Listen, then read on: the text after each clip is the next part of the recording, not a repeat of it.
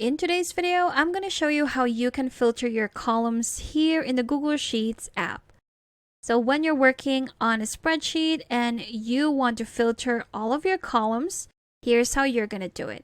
So I have this example data, and this is actually an inventory for a bakery. And what I want to do is to apply a filter to all of it, just so I can filter each column to whichever data I need to be filtered. So let's get started. What I'm going to do is to actually tap on one of the headers. It can be any of those.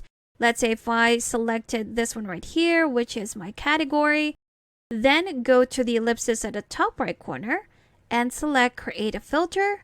There you have it. I've successfully added a filter to all of those columns right there.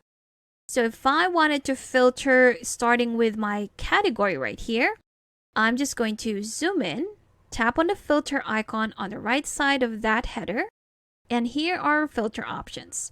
So I'm going to be filtering these by values. I'm going to clear everything out. Then I'm just going to select cake and dessert. And here we have them. So everything is filtered out except for cake and dessert.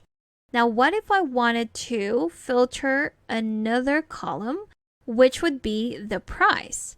So if I wanted to filter that column, again, zoom in, tap on the filter icon on the right side, and this time we're going to filter this by condition.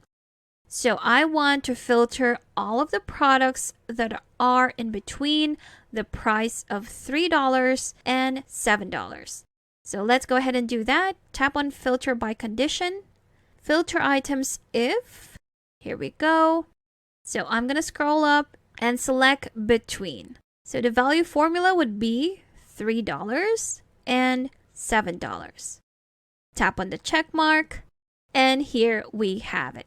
Tap on the check mark again to hide the filter options, and here we have successfully filtered two columns based on those conditions, so we only have these results. So all of the cakes and desserts that are priced in between $3 and $7 are the ones that you see right now.